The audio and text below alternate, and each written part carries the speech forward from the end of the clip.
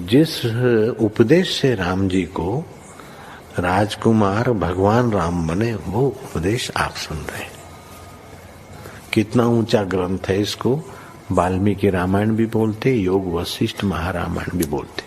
राम तीर्थ ने इसी का बार बार अध्ययन किया था। ये आप भी शांत हो जाएंगे परमात्मा में, और दूसरों को भी शांति देने की क्षमता देने वाला ये सदग्रंथ है। इसको वेदांत का सिद्धांत ग्रंथ बोलते हैं। दूसरे होते प्रक्रिया ग्रंथ। ये करके फिर कब वो आचार्य बनो तब समझो, ये तो थोड़ा पढ़ो और फिर वही सिद्धांत की बात। तो बार बार योग वशिष्ठ महारामायण विचारने योग।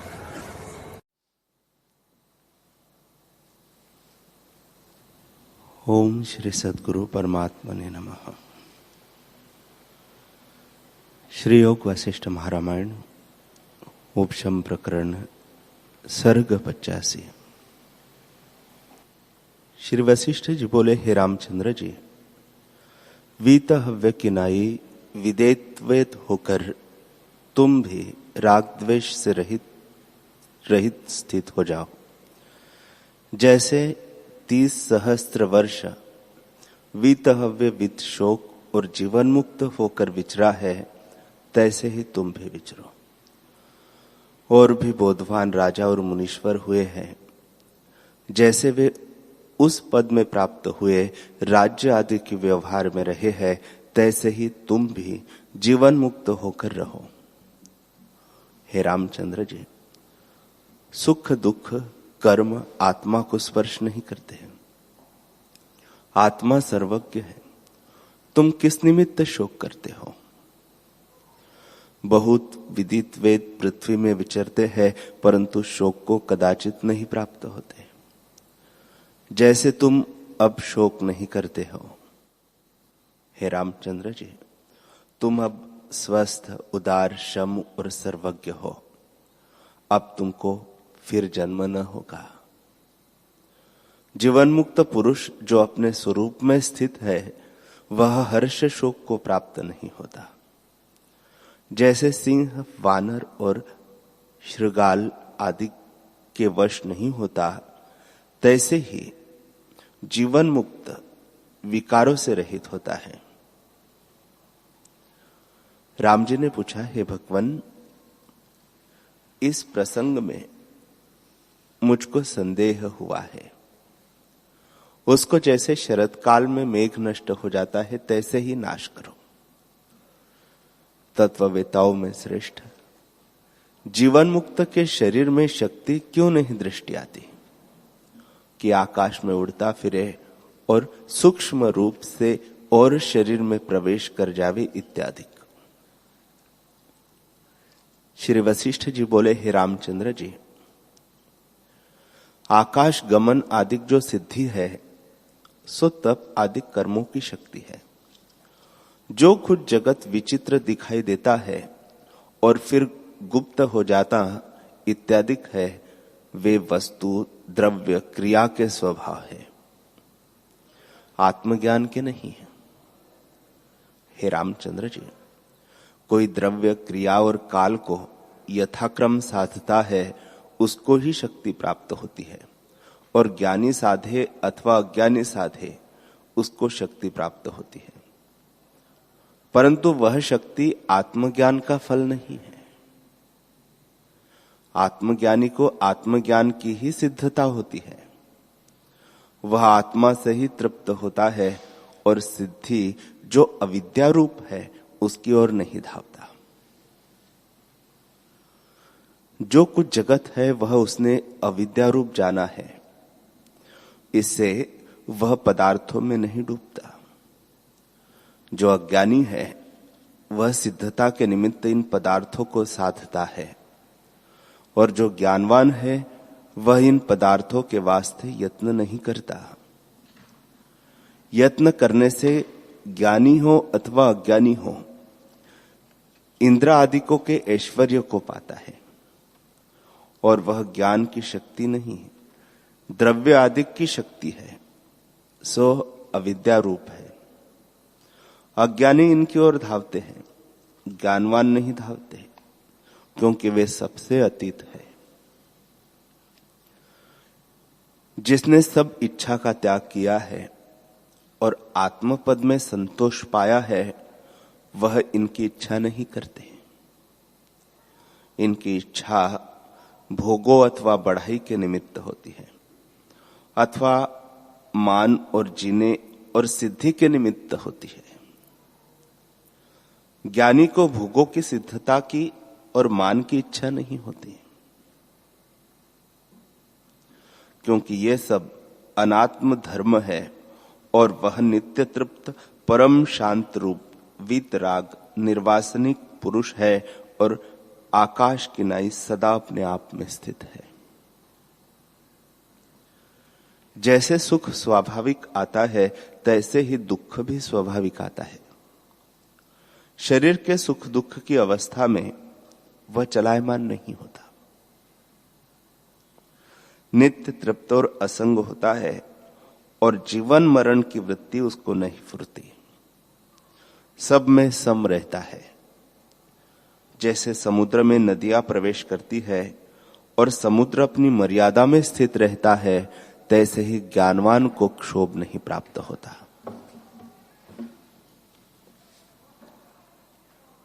हे रामचंद्र जी, जो कुछ ज्ञानवान को प्राप्त होता है उसे वह आत्मा में अर्चन करता है। उसको करने में कुछ अर्थ नहीं और न करने में कुछ प्रत्यवाय है। उसको किसी का आश्रय नहीं, सदा अपने स्वरूप में स्थित है और यह मंत्र सिद्धि काल कर्म से होती है। एक योग क्रिया ऐसी है कि उसके साधने से उड़ने की शक्ति हो आती है।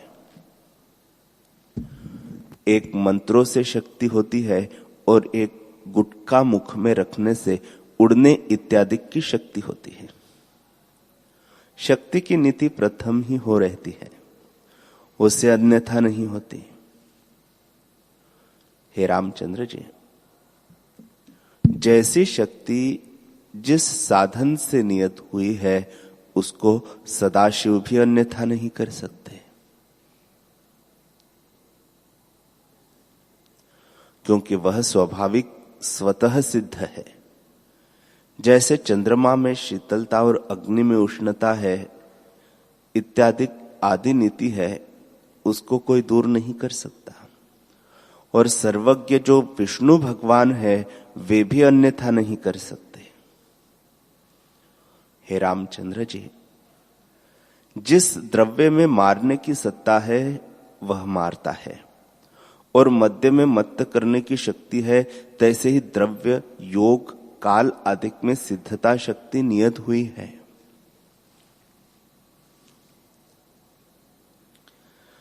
जैसे एक औषध में क्लेश करने की शक्ति है तो उसके खाने से क्लेश होता है, तैसे ही इनमें अपनी अपनी शक्ति है। जो इनको साधता है उसको ये प्राप्त होती है। आत्मज्ञानी जो उसको साधन करे तो वह करता भी अकर्ता है। आत्मज्ञान के पाने में सिद्धि कुछ उपकार नहीं कर सकती, परंतु जो इनकी वांछा करे तो यत्न करके पाता है, यत्न बिना नहीं पाता। आत्मज्ञानी को इच्छा भी नहीं होती, क्योंकि आत्मलाभ से उसकी सब इच्छाएं शांत हो जाती है। हे रामचंद्र जी, जितने लाभ है उनसे परम उत्तम आत्मलाभ है। आत्मा को पाकर फिर किसी की इच्छा नहीं होती। जैसे अमृत के पान किए और जल की इच्छा नहीं होती, तैसे ही आत्मा के लाभ से और इच्छा नहीं होती। ऐसा आत्मलाभ जिसने पाया है उसको इन सिद्धियों की इच्छा कैसे हो। जैसी जैसी किसी की इच्छा होती है उसको तैसा ही प्राप्त होता है। ज्ञानी हो अथवा ज्ञान से रहित हो, इच्छा और प्रयत्न के अनुसार ही प्राप्ति होती है। यह जो वीतहव्य था उसको इच्छा कुछ न थी, और प्रथम जो सूर्य के पास जाने की शक्ति दृष्टि आई थी सो क्रिया के साधने से थी। पीछे जब ज्ञान उपजा तब इच्छा कुछ न रही। हे रामचंद्र जी, जो कुछ किसी को फल प्राप्त होता है सो अपने प्रयत्न से प्राप्त होता है। जो ज्ञानवान है वह सदा तृप्त रहता है, उसको इष्ट अनिष्ट की इच्छा कुछ नहीं फुरती। फिर राम जी ने पूछा, हे भगवान, 300 वर्ष वीतहव्य मुनीश्वर समाधि में रहा तो उसका शरीर पृथ्वी में पृथ्वी क्यों न हो गया, और सिंह, भेड़िए, सियार आदि उसको क्यों न भोजन कर गए। पीछे विदेह मुक्त हुआ, प्रथम क्यों न हुआ। पृथ्वी में दबे हुए शरीर को निकालने के निमित्त बड़ा यत्न क्यों किया। इन संशयों को निवारण करो। तब श्री वशिष्ठ जी बोले, हे रामचंद्र जी, संवित वासना के साथ बंधी हुई सुख दुख को भोगती है और मलिन भाव से घिरी हुई है। जो वासना से रहित शुद्ध समता रूप है और जो सुख दुख के भोग से रहित है और किसी कारण छेदी नहीं जाती है। हे रामचंद्र जी, जिस जिस पदार्थ में चित्त लगता है वही वही पदार्थ स्वरूप में भासते हैं। यह पदार्थ की शक्ति है। जैसी पदार्थों में शक्ति होती है तैसे ही भासती है। इस कारण बहुत वर्ष व्यतीत होते हैं तो भी समाधि के बल से उसका शरीर ज्यों का त्यों रहता है, क्योंकि चित्त जिस पदार्थ में लगता है उसका रूप हो जाता है। जैसे मित्र को मित्र भाव से देखता है तो स्वाभाविक ही प्रसन्नता होती है, और शत्रु को देखकर चित्त में स्वाभाविक ही अप्रसन्नता फुराती है। मीठी वस्तु को देखकर चित्त स्वाभाविक ही लोलुप हो जाता है और कटुक में विरसता को प्राप्त होता है। मार्ग चलने वाले का चित्त मार्ग में पर्वत और वृक्षों के राग से बंधनवान नहीं होता। चंद्रमा के निकट गए से शीतलता होती है और सूर्य के निकट उष्णता प्राप्त होती है। सो पदार्थों की शक्ति है। जिस पदार्थ के साथ वृत्ति का स्पर्श होता है उसका स्वाभाविक आरंभ सफल होता है। तैसे ही योगी जब देह और इंद्रियों की वासना और ममत्व भाव को त्याग करके समभाव में प्राप्त होता है तब उसको समभाव का अनुभव होता है, अर्थात सब में एक ही भासता है। इस कारण शरीर को सिंह आदि कोई भोजन नहीं कर सकते, और जो जीव उसको घात करने को आते हैं वे हिंसा भाव को त्याग अहिंसक हो जाते हैं।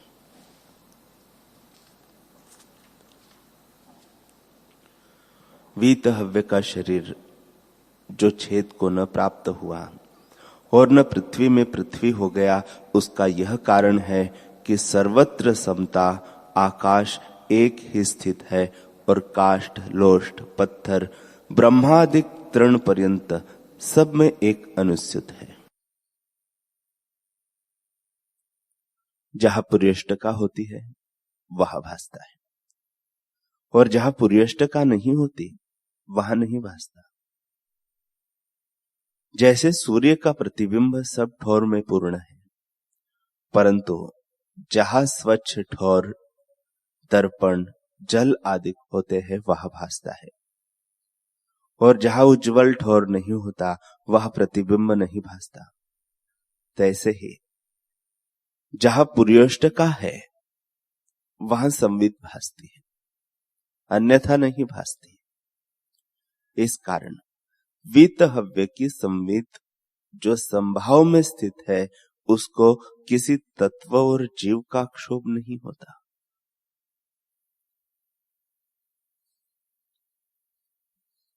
पंच तत्वों का क्षोभ तब होता है जब प्राण फूरते हैं, और जब प्राण फूरने से रहित होते हैं तब तत्वों का क्षोभ नहीं होता।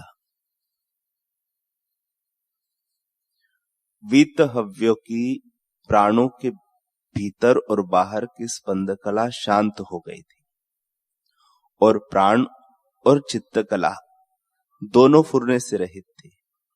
इससे उसका हृदय भी क्षोभित न हुआ। हे रामचंद्र जी, देह रूपी ग्रह में जब चित्त और वायु का स्पंद शांत हो जाता है तब शरीर नष्ट हो जाता है और सब सुमेरु किनाई स्थित हो जाता है। तब किसी के सामर्थ्य नहीं कि इसको क्षोभ करे और नाश करे। योगीश्वर का चित्त और प्राण निस्पंद हो जाते हैं, वह इनको वश करने लगता है। तब उसको न तत्वों का क्षोभ होता है, न पित्त कफ का क्षोभ होता है, और न और कुछ क्षोभ होता है। इस कारण योगी का शरीर सहस्त्र वर्ष पर्यंत भी ज्यों का त्यों रहता है, नष्ट नहीं होता। जैसे वज्र को कोई चूर्ण नहीं कर सकता, तैसे ही उसके शरीर को कोई नष्ट नहीं कर सकता। सबकी शक्ति उस पर कुंठित हो जाती है। इस कारण वीतहव्य का शरीर ज्यों का त्यों रहा। पहले वह विदेह मुक्त क्यों न हुआ, सो भी तुम सुनो। हे रामचंद्र जी, जो तत्वज्ञ और विदित वेद वीतराग महाबुद्धिमान हैं, जिनकी अभिमान रूपी गांठें टूट पड़ी है, वह पुरुष स्वतंत्र स्थित होते हैं। उनका न कोई प्रारब्ध कर्म है, न कोई संचित कर्म है, और न वर्तमान का कर्म है। तत्ववेत्ता सबसे मुक्त, स्वतंत्र और स्वेच्छित विचरता है, और जैसी इच्छा करे तैसे ही शीघ्र ही होती है। हे रामचंद्र जी, वीतहव्य को जब अकस्मात से जीने का स्पंद फुराया तब यह कुछ काल जीता रहा, और जब उसके संवित में विदेह मुक्त होने का स्पंद फुरा तब वह विदेह मुक्त हो गया। ज्ञानवानों की स्थिति स्वाभाविक स्वतंत्र होती है। जिसकी वे वांछा करते हैं सो तत्काल ही हो जाता है, और मन आत्मपद में स्थित होता है। उनको कुछ कृत और कर्तव्य नहीं रहता।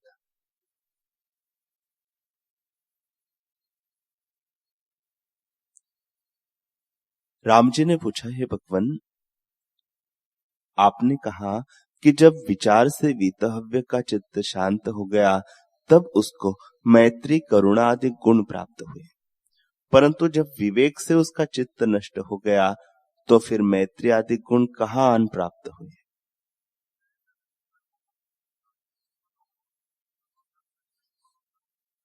श्री वशिष्ठ जी बोले, हे रामचंद्र जी,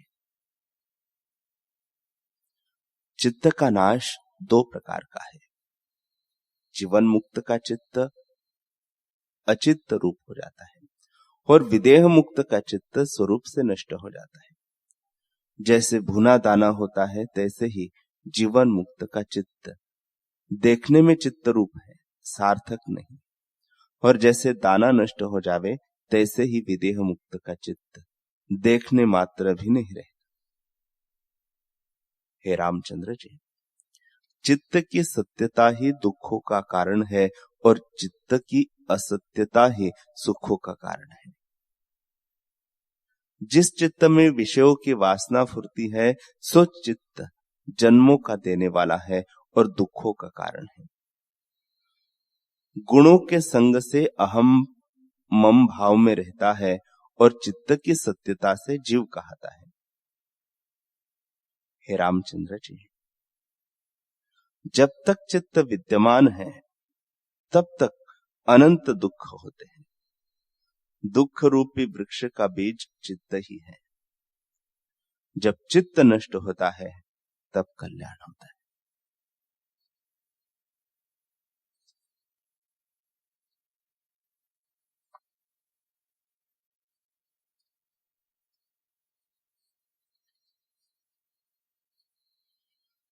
हरि ओम, हरि ओम।